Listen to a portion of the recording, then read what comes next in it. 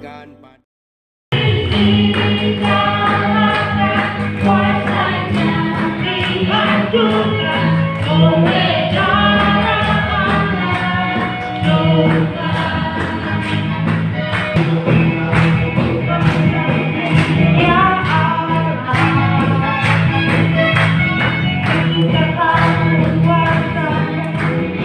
Shalom, silakan duduk semua.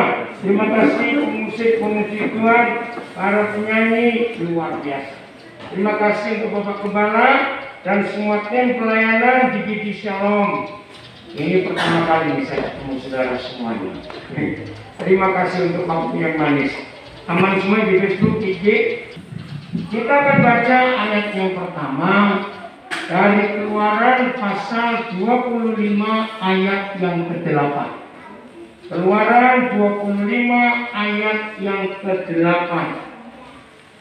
Jauh sebelum ada apa-apa tentang gereja, tentang pekerjaan Tuhan, tentang apa saja di dunia, maka Bapa di surga sudah minta satu hal untuk kita kerjakan.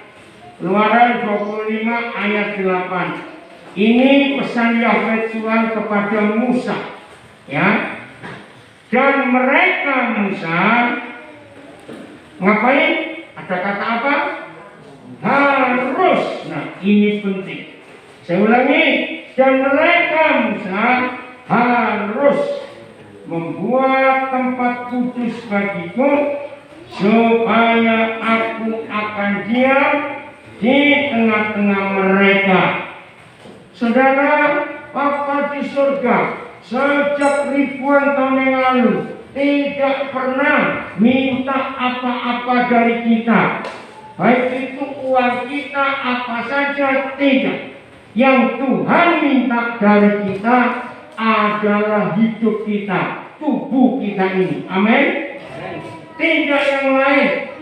Dia minta tubuh kita.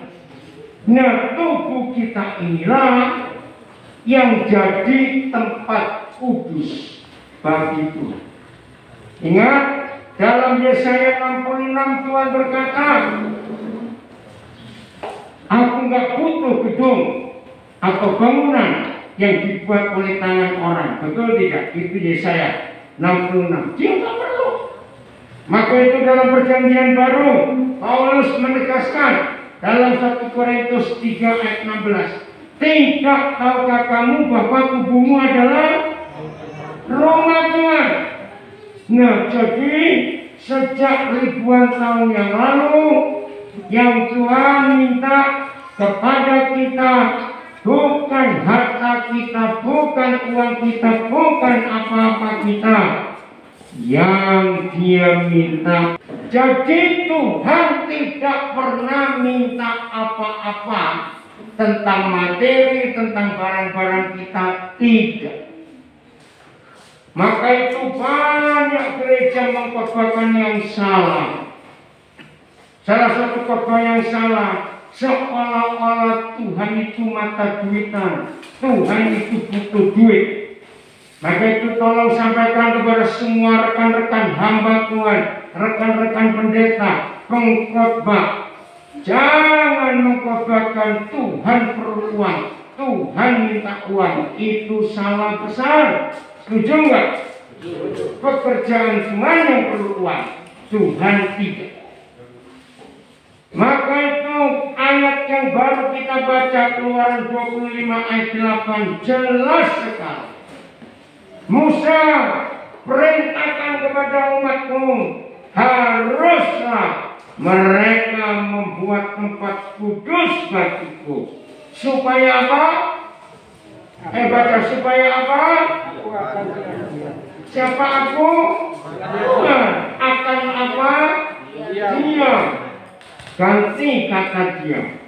Supaya aku, Musa, bisa pindah dari surga ke SPC. Amin. Amin. Ya. Supaya Tuhan aku bisa diam, bisa tinggal, bisa pindah ke Nabire, ke Papua, ke dunia ini. Saudara, itu kerinduan Tuhan. Maaf, saya beri contoh saja. Kalau disuruh milih Tuhan atau Presiden Indonesia, yang lebih baik pindah dan tinggal di SPC atau di bumi bersama kita? Ayo, yang siapa harus meninggal? Kenapa Pak Tuhan? Ayo jawab. Kenapa kita milih Tuhan antara Tuhan Presiden? Ayo. Lebih dari Presiden? Bukan. Tuhan bisa pindah-pindah ke tempat. Tuhan bisa pindah-pindah ke tempat.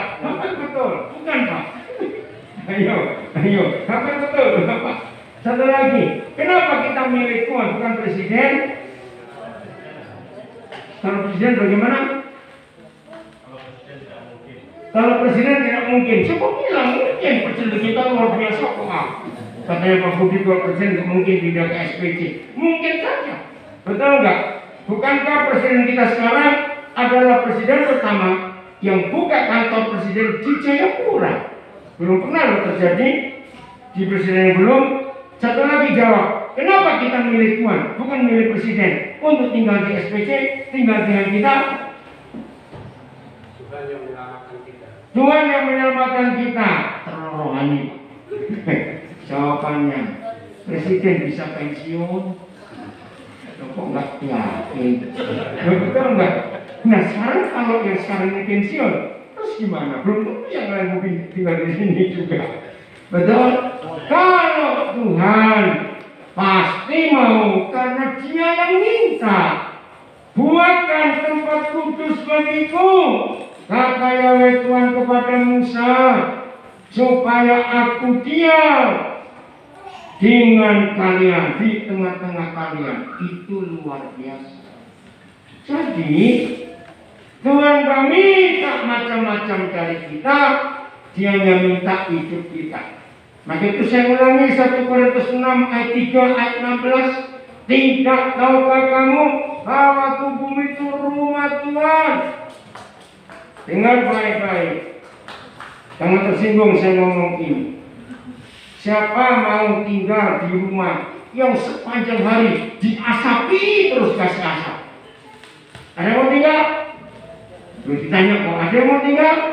Nah, yang merokok bertobat. Itu maksudnya. Nah, betul enggak? Ayo, berarti kalau Tuhan ada di hidup kita, terus saudara merokok, kasihan Tuhan. Betul? Mau coba enggak? Aja nanti. Tutup rumah saudara, kunci setiap pintu, jendela, semua tutup, lubang udara tutup. Pak, diasapi di dalam. Kira-kira cocok-cocok.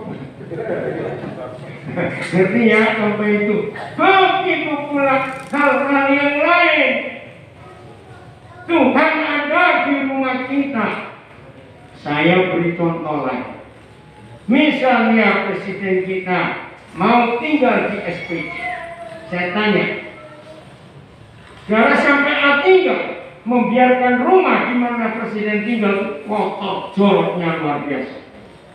Ayo sampai hati tidak? Tidak. Maka itu dalam hidup ini Tuhan minta supaya kita ini kudus, supaya kita ini bersih, supaya kita ini benar di hadapan Dia. Itu yang Tuhan mau. Maka itu permintaannya nggak main-main. Buatkan tempat kudus bagiku, supaya aku diam, aku tinggal, pindah dari surga ke dunia. Jadi rumah Tuhan adalah siapa?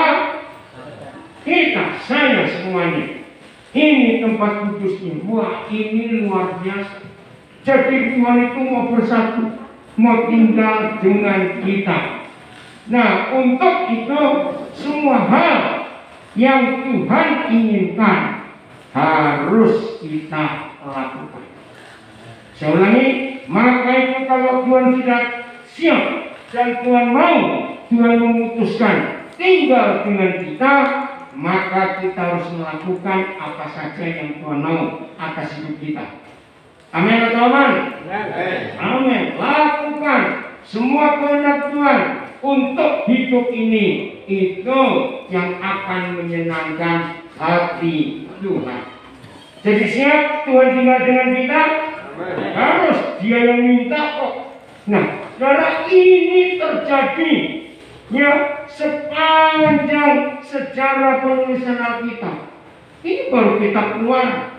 Coba kita lihat kitab Wahyu 21. Saudara perhatikan, woi, ini luar biasa ya. Wahyu 21. Kita lihat ayat ini. Yang ketiga, Wahyu 21 ayat 3. Saudara perhatikan firman ini. Udah dapat semua? Bayangkan dari kitab Keluaran, ketika bangsa itu baru dibawa keluar oleh Tuhan, sampai kitab terakhir dari firman Tuhan ini. Luar biasa Bapak kita di surga. Ayat 3 saya baca. Lalu aku mendengar suara yang nyaring dari takhta itu berkata, lihatlah, kemah Tuhan ada di tengah-tengah manusia, dan ia akan diam. Kembali kata diam. Jadi Tuhan akan apa? Tinggal. Tuhan pindah dari surga ke dunia. Saya baca lagi. Lihatlah, kemah Tuhan ada di tengah-tengah manusia, dan ia akan diam, akan tinggal, akan pindah bersama-sama siapa? Dengan manusia. Maka manusia akan menjadi umatnya, dan Tuhan akan menjadi Tuhan yang manusia. Oh, ini luar biasa. Nah, saya harap saudara mengerti.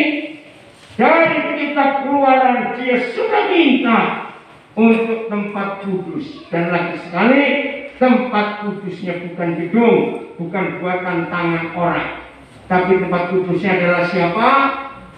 Tubuh kita, hidup kita ini, dan dia mau tinggal dengan kita semuanya. Woi, ini luar biasa saudara. Karena apa? Karena Tuhan yang maha hebat, maha dahsyat itu mau tinggal dengan kita. Nah, saya harap tidak ada seorang pun di antara kita yang sekarang ini belum punya konsep bagaimana Tuhan tinggal dengan kita. Masih ingat, di dunia ini tidak ada Tuhan lain yang pernah berkata dia Immanuel. Betul? Hanya Yesus Tuhan kita yang menamakan dirinya Immanuel. Kenapa? Kenapa dia menyebut diri Immanuel? Karena, ayo baca. Nah, karena dia mau tinggal bersama dengan kita. Tidak ada Tuhan yang lain seperti itu. Maka itu kalau dia namanya Immanuel, berarti siapa yang ikut siapa? Ini pertanyaan. Betul nggak logikanya? Dia menamakan diri Immanuel.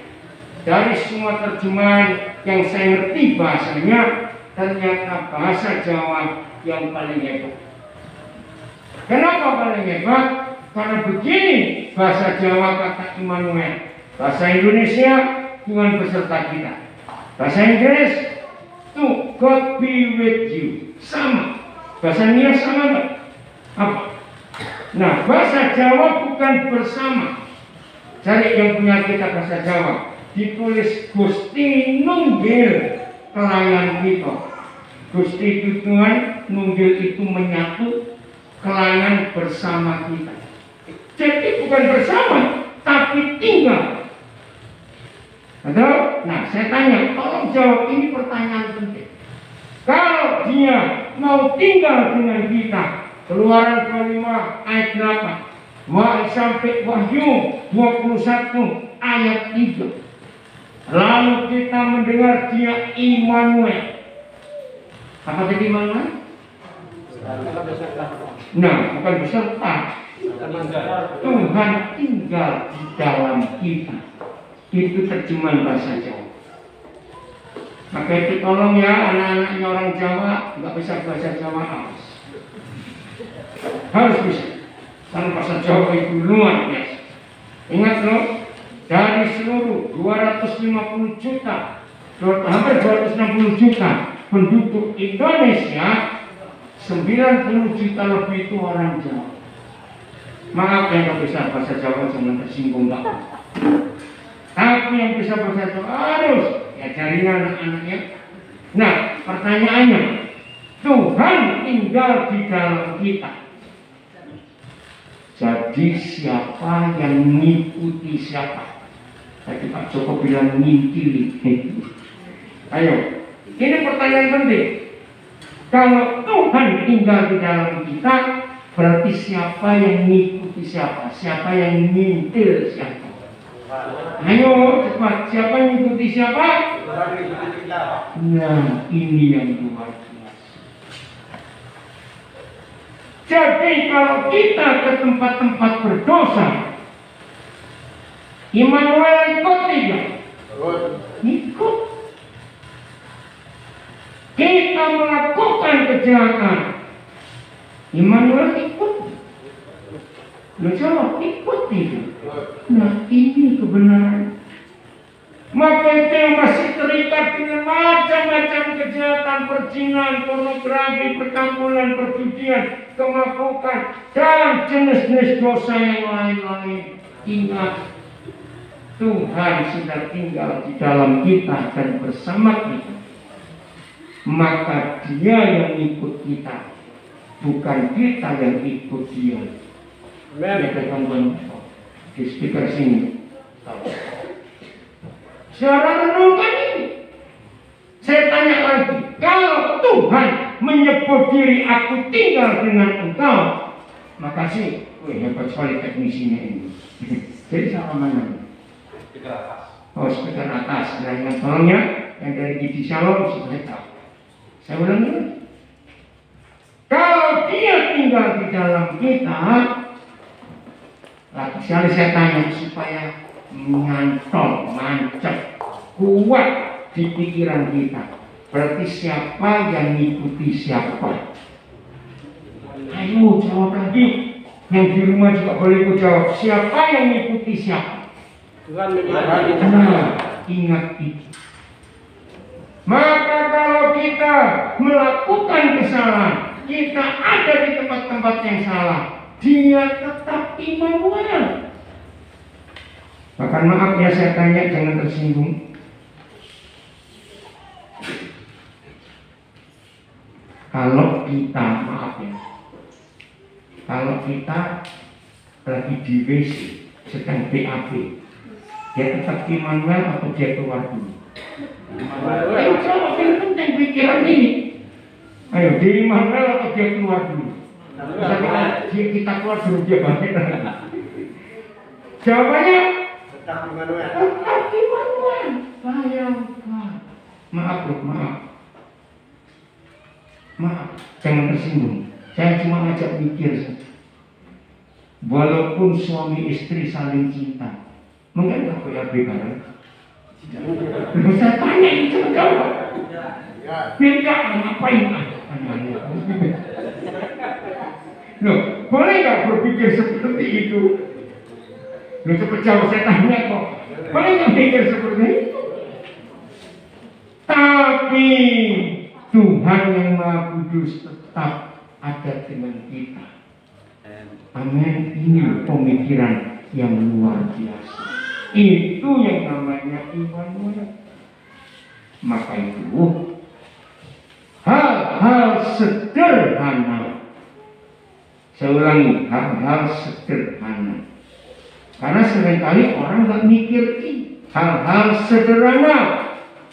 Contoh, kalau Tuhan itu Immanuel, yang artinya tinggal di dalam kita, saya berikan hal-hal sederhana.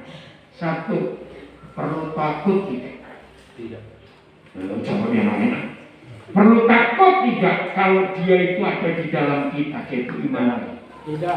Perlu yang saya jawab, perlu takut tidak? Kenapa nggak perlu? Penolong kita ada di dalam kita. Iya, karena Dia di dalam kita. Kedua, perlu khawatir tidak? Tidak. Ini hal sepele, hal kecil. Perlu tersinggung tidak kalau orang ngata-ngatai kita? Tidak. Karena kalau orang ngata-ngatai kita, berarti orang itu ngata-ngatai siapa? Nah, itu pemikiran pikirannya. Maka itu penting sekali memahami kerinduan Tuhan.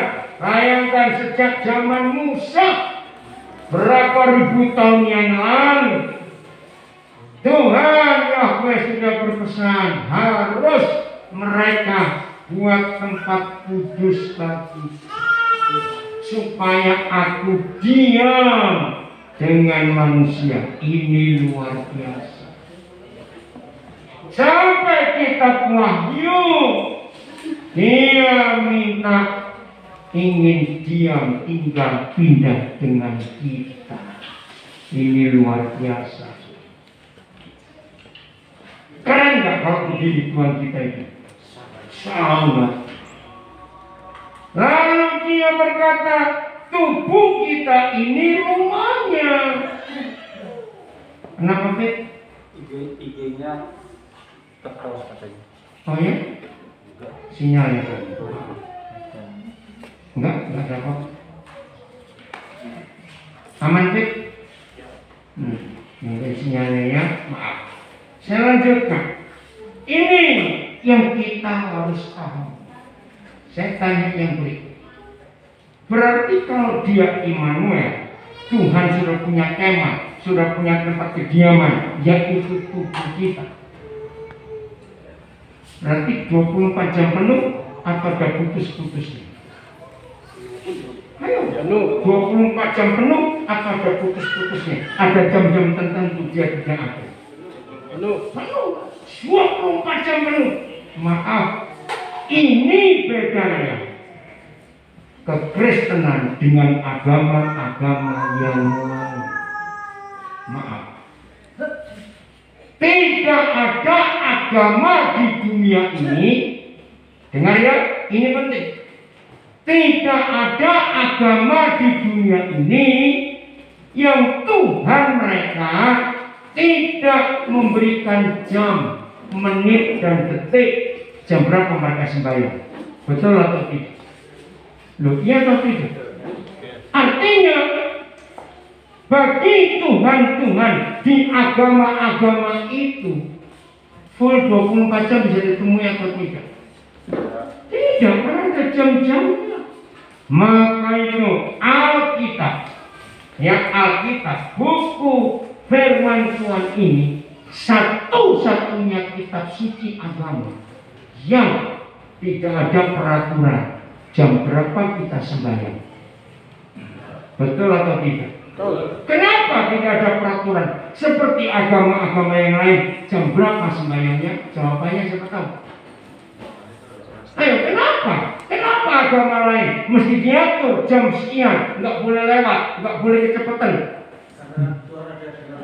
Iya, karena Tuhan ada di dalam kita dan 24 jam penuh. Tidak ada waktu-waktu khusus. Bahkan ini lebih hebat lagi. Semua agama di dunia punya hari-hari besar tertentu. Sepertinya hanya saat itu Tuhan hadir paling hebat. Maka itu dalam hidup kekristenan kita tidak ada hari-hari besar tertentu. Masih ingat pemazmur menulis? Setiap hari itu harinya Tuhan. Betul atau tidak? Setiap hari itu harinya Tuhan. Tapi buat agama-agama tertentu beda-beda. Ada hari-hari khusus. Sepertinya Tuhan hadir cuma di hari itu. Maka itu mereka tunggu tahun depan lagi. Sampai kepada hari itu, tanggal itu, Tuhan baru hadir lagi. Maka itu dalam kekristenan kita. Bahkan semua agama di dunia punya hari ibadah khusus. Tapi kita tidak punya. Saudara, hari Minggu ini nggak pernah dituliskan di Alkitab. Harus Minggu, tidak. Setiap saat, amin. Kita bisa berjumpa dengan Tuhan tiap saat. Bahkan dalam situasi apapun juga. Nggak ada jamnya, nggak ada harinya, nggak ada waktu-waktu khusus. Itu artinya Immanuel. Maka itu dalam hidup ini Tuhan hadir setiap saat. Maka itu khusus Tuhan minta 24 jam penuh. Katakan amin. Dia hadir, bahkan selalu hadir di hidup kita. Saudara, ayo kita selalu menyadari bahwa Dia itu hadir di hidup kita. Amin. Dalam situasi apapun juga Tuhan tetap ada. Nah, karena Dia Immanuel, saya kembali kepada dua hal yang seringkali kita anggap sepele. Takut dan khawatir. Coba ya, takut dan khawatir. Manusia berkata, ya namanya manusia, wajar kalau sering bisa takut dan wajar kalau bisa khawatir. Betul atau tidak yang namanya manusia? Betul. Nah, tapi kita ini beda. Loh, bedanya gimana? Dengan manusia yang lain, maafkan saya. Ya, bedanya gimana? Bedanya ya di Immanuel kan. Hanya kepada orang yang percaya kepada Tuhan Yesus, Immanuel itu hadir. Yang tidak percaya ya tidak bisa, karena nggak percaya kok. Betul tidak? Nah, kalau Tuhan itu Immanuel buat kita dan Dia bersatu dengan kita, pertanyaannya, seharusnya Tuhan yang Immanuel itu lebih nyata kehadirannya. Ya, dengar ini pertanyaan penting.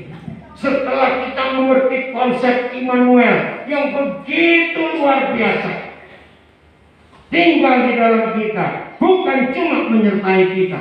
Ya, artinya ini pertanyaan penting, tolong jawab.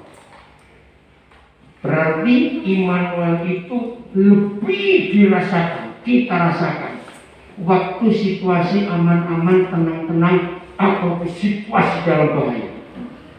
Ngerti nggak pertanyaan saya ini?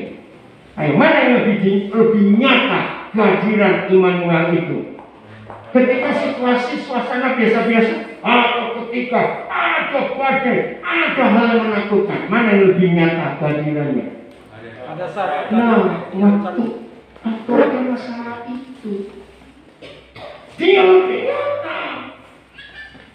Maka itu, kalau masih ada di antara kita yang mengaku percaya Tuhan Yesus, tapi di masa-masa sulit, di masa-masa yang genting, di masa-masa yang menakutkan, masih rasa takut, berarti orang itu tidak menghargai Immanuel yang ada di dalam hidup. Betul tidak, Saudara? Maka itu ayo hari ini kita dengan serius mikirkan keadaan ini. Wih, luar biasa. Yesaya 41 ayat 10. Pasti di Alkitab saudara sudah ada garisnya, ada tandanya. Yesaya 41 ayat yang ke-10. Karena firman ini sudah jadi andalan buat semua anak-anak Bapa. Karena firman ini sungguh luar biasa. Ya, Yesaya 41 ayat yang ke-10.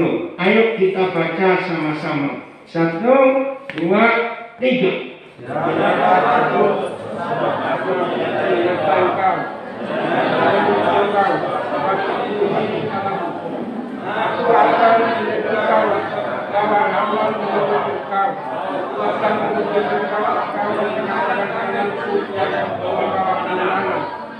Amin. Kata pertama apa? Jangan takut. Mengapa Dia mendahului dengan kata jangan takut? Jawabannya karena kita sering takut.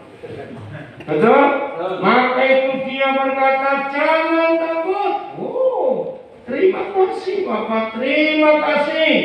Karena memang Tuhan kita itu luar biasa. Jangan takut. Nah, berarti kalau begitu kita perlu takut tidak? Tidak. Karena Dia yang sudah berkata, jangan takut. Woi, itu hebat sekali Bapak kita yang dahsyat itu.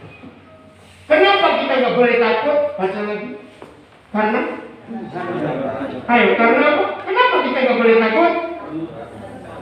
Nah, ya, karena Dia akan meneguhkan, akan menolong, akan memegang kita dengan tangan kanannya yang membawa kemenangan, bukan kekalahan. Nah, kalau sudah begitu jelas yang Tuhan janjikan kepada kita, ini poinnya. Kalau kita sudah tahu ada janji-janji Immanuel yang begitu hebat, tetapi kita tidak atau belum mengalami yang Dia janjikan, jawabannya di sini. Pasti kita salah posisi, ya salah tempat. Pasti kita salah. Kok bisa salah? Ya buktinya kita tidak mengalami apa yang Dia janjikan kepada kita. Kenapa? Kita buka Yesaya 59 ayat 1 dan 2. Kiranya firman ini menyadarkan kita untuk hidup berkenan sungguh-sungguh dengan Tuhan. Yesaya 59 ayat 1 dan 2. Ya, sudah. Sesungguh, sudah ketemu belum? Yesaya 59 ayat 1 dan 2 ya. Sesungguhnya tangan Bapa di mana? Tidak kurang panjang untuk menyelamatkan, dan sesungguhnya pendengarannya tidak kurang tajam untuk mendengar. Stop dulu. Saudara percaya firman ini? Tangannya cukup panjang bisa menjangkau kita. Telinganya cukup peka mau mendengar kita. Lihat ayat 2. Tetapi, ayo baca. Tetapi yang merupakan pemisah antara kita dengan Tuhan kita ialah segala kejahatan kita, dan yang membuat Tuhan ngapain? Menyembunyikan diri terhadap kita sehingga Ia tidak mendengar ialah apa? Nah, ini yang memisahkan. Kalau begitu, salah siapa? Salah kita. Ada hal-hal jahat yang Tuhan tidak suka. Saya beri contoh. Sebaik-baiknya orang baik, tetap nggak ada persyaratan yang dia beri kepada orang yang dia tolong. Wajar atau tidak kalimatnya? Wajar. Nah, maka itu seperti itu. Jadi begini ya, mulai hari ini, kalau ada di antara kita merasa Tuhan kok pilih kasih, kenapa tuh bisa baik pada orang itu? Kenapa nggak baik kepada saya? Kenapa sepertinya Tuhan membedakan aku dengan dia? Bagi saudara yang suka bertanya seperti itu, Yesaya 59 ayat 1 dan 2 adalah jawabannya. Jadi Tuhan tetap baik tidak? Jawab, Tuhan tetap baik tidak? Tapi yang nggak baik kita. Maka itu bereskan dulu hidup ini. Setuju nggak saya berkata ini? Bereskan dulu. Apa yang kurang dan yang salah dari aku ini? Pasti ada sesuatu yang salah. Maka itu catat Yesaya 59 ayat 1 dan 2 ini catat. Kemarin sore saudara, tiba-tiba saya ditelepon satu keluarga. Saya kaget. Ternyata mereka bermasalah besar. Saya sampai heran. Loh, kenapa kok sampai sebegitu? Kenapa baru tahu sekarang? Mereka cerita tentang 3 keluarga mereka. Ya, jadi ada kira-kira 12 orang. Wih, panik. Saya cuma ngomong sebentar. Saya bacakan ayat ini. Ya, coba jujur di hadapan Tuhan. Dari 3 keluarga ini ya, lagi kumpul. Coba jujur di hadapan Tuhan. Saya tidak menuduh, saya tidak menghakimi. Tapi setelah baca firman ini, maaf saya bilang, dari 3 keluarga ini, masalah pertama timbul di keluarga yang mana? Sederhana sekali. Begitu saya bacakan Yesaya 59 ayat 1 dan 2, tiba-tiba dari salah satu dari 3 keluarga ini, suaminya menangis. Saya nggak tahu kenapa. Begitu si suami dari salah satu dari 3 keluarga ini menangis, terus dia cerita, saya ternyata penyebabnya. Ketika dia ngaku, istrinya pun bingung. Semuanya jadi kaget. Dia bilang, stop. Sudah jelas sekarang siapa yang menyebabkan.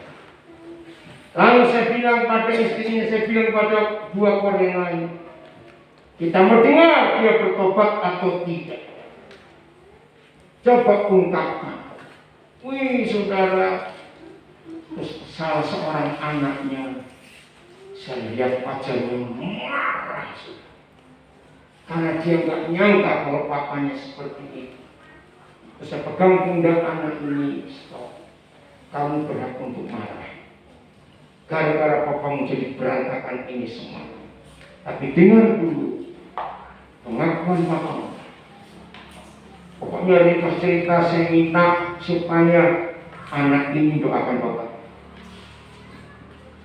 Pertama gak mau, karena anak ini marah. Terus saya bilang bapaknya, kamu mau gimana? Saudara nggak nyangka juga, akhirnya 2 keluarga itu melihat,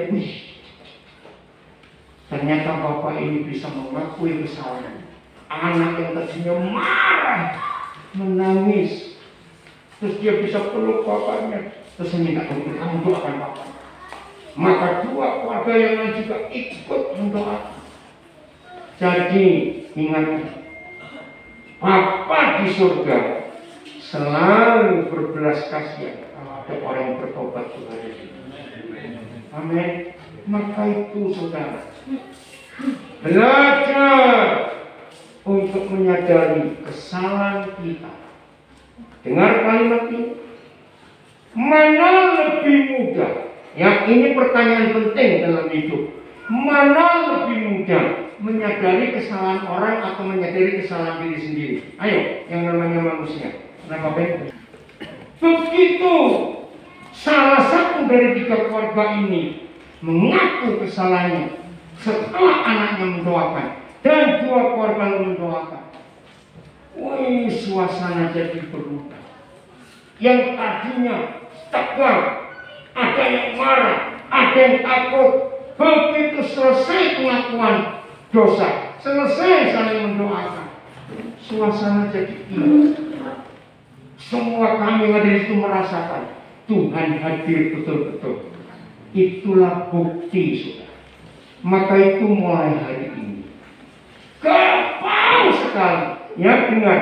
Mulai hari ini, termasuk yang mengikuti di rumah, perhatikan, gampang sekali untuk mendeteksi kehadiran setan dalam hidup kita. Setuju saya ngomong ini? Gampang sekali untuk mengecek kalau setan itu hadir di hidup kita. Pasti tiba-tiba suasana berubah gak enak. Sering merasa gitu gak? Nah, itu setan hadir. Maka itu hari ini kita harus berubah. Begitu sesuatu yang gak baik hadir di hidup kita, langsung periksa. Pasti ada dosa yang cuma aku belum tahu dosa yang mana. Begitu kita rendah hati di hadapan Tuhan, kita membuka hati, nanti Roh Kudus beritahu mana salah. Maka itu suami istri, papa mama di rumah perhatikan baik-baik. Pokoknya kalau suasana rumah tiba-tiba berubah, ada yang gak enak. Jadi kalau tiba-tiba suasana rumah kok berubah, saudara jangan cari siapa yang berdosa, periksa diri sendiri dulu. Ada apa dengan aku? Karena saudara begitu gampang, ya, begitu mudah setan itu hadir, yaitu ketika ada dosa dalam hidup kita. Gampang sekali. Maka itu kita akan melihat terus firman Tuhan ini, bagaimana dia mengajarkan kepada kita. Amsal 4 ayat 23. Ayo kita lihat Amsal 4 ayat 23. Jadi mulai hari ini ayo kita semua jadi orang-orang yang pandai. Amin.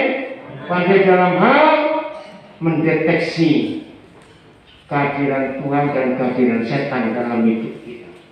Ya, jangan biarkan. Kita baca Amsal 4 23. 1, 2, 3.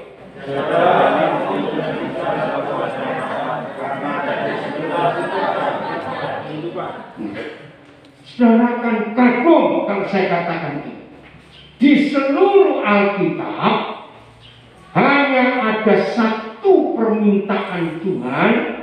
Ya, perhatikan. Di seluruh Alkitab hanya ada satu permintaan Tuhan untuk kita jaga, yaitu hati. Ini luar biasa. Tuhan nggak bilang jaga saldomu yang enggak urusan kita. Jangan bilang Tuhan suruh jaga saldo. Tuhan jangan bilang gini, Tuhan tolong ya jaga sapi-sapiku. Aduh kasihan Tuhan suruh jaga sapi. Tuhan tolong jaga ayam-ayam ini banyak mencuri. Bukan, salah, jangan begitu. Satu-satunya yang harus dijaga adalah apa tadi? Hati. Kenapa? Lihat kalimat terakhir. Karena dari situlah ada apa? Terpancar kehidupan. Nah, saya tahu. Apa lawan katanya kehidupan? Ya, iya, gampang sekali. Dia tahu, nah ini suasana kematian. Kalau hati kita tidak beres, berarti hati kita kotor atau bersih? Kotor. Begitu hati kita kotor, yang terpancar pasti kematian.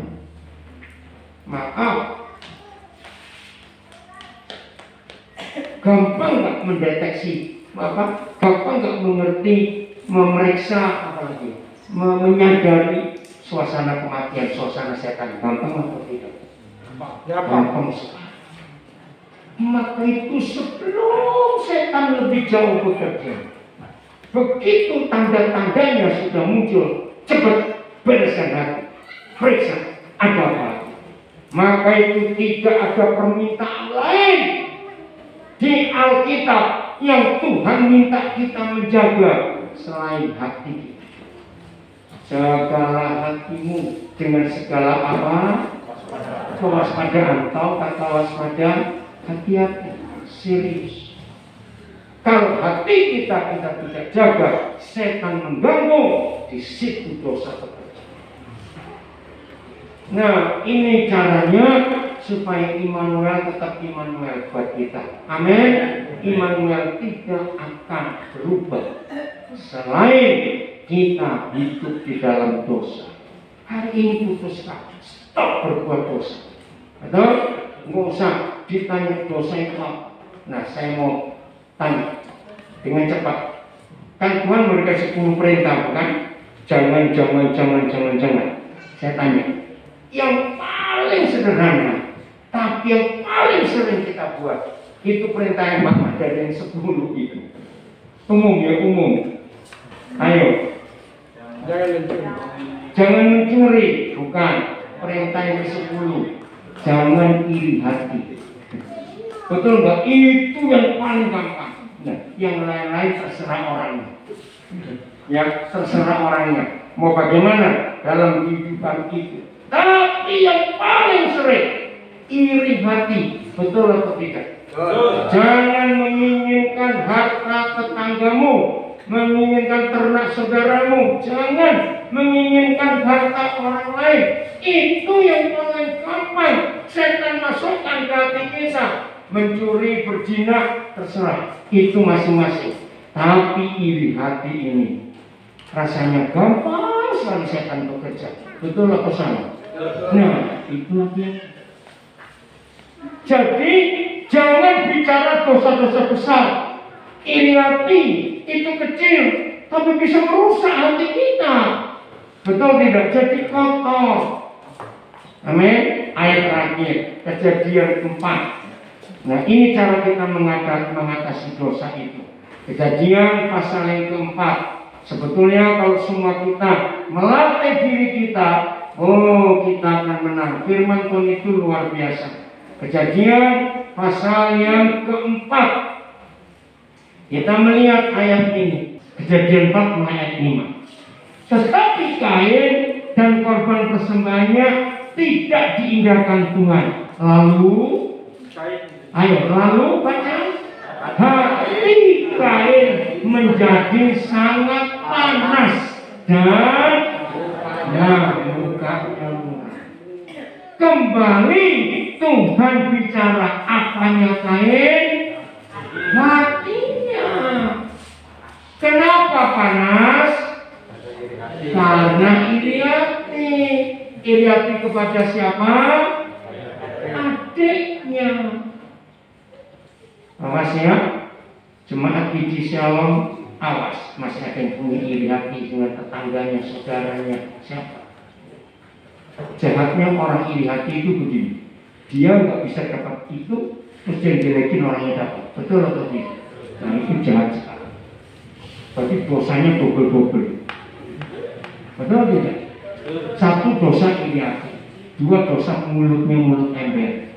Betul. Menceritakan ke yang lain. Terus dosa ketiga pasti menuduh, pasti memfitnah. Oh, pasti korupsi, itu bisa beli motor, itu pasti apa gitu kan? Karena orang iri hati. Nah, hatinya panas, mukanya muram. Ayat 6, begini kata Bapa di surga. Firman Yahweh kepada Kain, ini yang saya takut. Berarti hati Kain sudah jahat atau belum? Ketika panas dan mukanya muram, sudah jahat atau belum? Sudah, hatinya kok berarti panas dan jahat. Yang saya mau yakinkan, hati Kain yang sudah sepanas itu, sejahat itu, ini yang saya kagum. Tapi Bapa di surga masih berfirman? Masih. Padahal hatinya sudah jahat. Firman Yahweh kepada Kain, maka itu saudara, Immanuel, sebelum kita jatuh dalam dosa, percayalah dia pasti berfirman kepada kita. Pasti tidak mungkin tidak. Maka itu sering kali kita mengabaikan, kita tidak menyerahkan firman Tuhan. Terus firman, mengapa Kain hatimu panas dan mukamu muram? Ini loh firman Tuhan ini. Maka itu tidak ada dosa yang datang dengan tiba-tiba.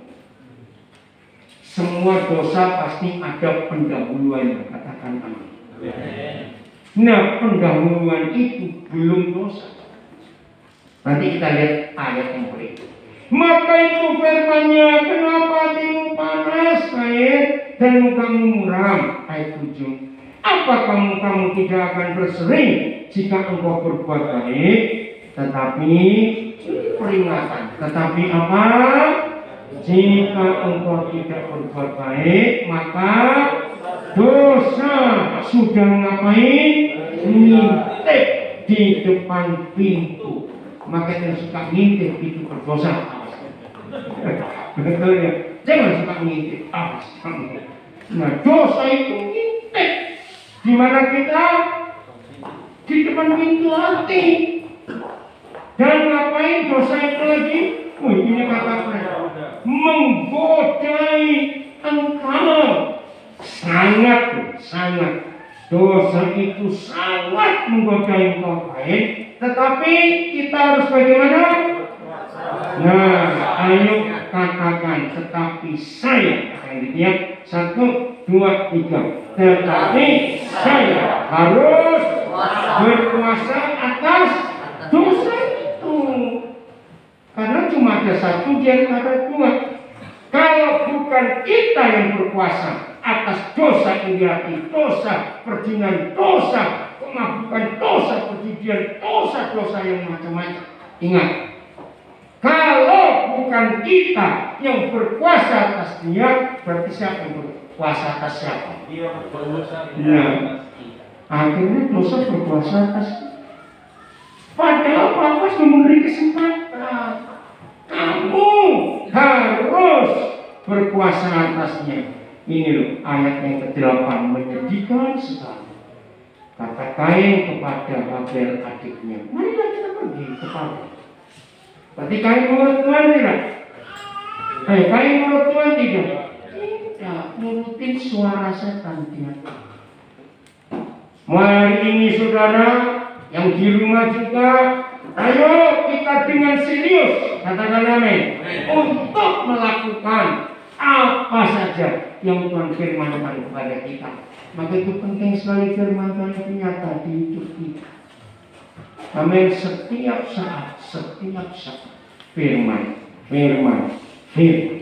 Oh, kalau firman Tuhan itu nyata di hidup kita, siapa yang kalah? Setan, dosa yang kalah. Tapi sebaliknya, kalau kita tidak berkuasa atas dia, maka dia yang berkuasa atas kita. Ini pilihan kita. Betul? Mau berubah mulai hari ini? Harus. Kalau tidak rugi, setan yang untung. Jadi akan merupakan pemisah antara kita dengan Bapa di surga. Dosa dan kejahatan kita. Takut, khawatir, iri hati, jengkel, tersinggung, itu hal-hal kecil yang seringkali merusak kita. Biarlah firman ini tinggal dalam hidup kita dan jadi dapat tempat yang terbaik di hidup kita. Amin. Biarlah firman ini menjadi nyata dalam kita, maka tiap hari Yesus Tuhan yang menang atas kita. Kita juga jadi pemenang. Buang semua dosa kejahatan dari antara kita, supaya Immanuel tetap Immanuel. Tuhan Yesus memberkati kita semua, baik di rumah maupun di SPC. Lakukan firman Tuhan ini. Amin.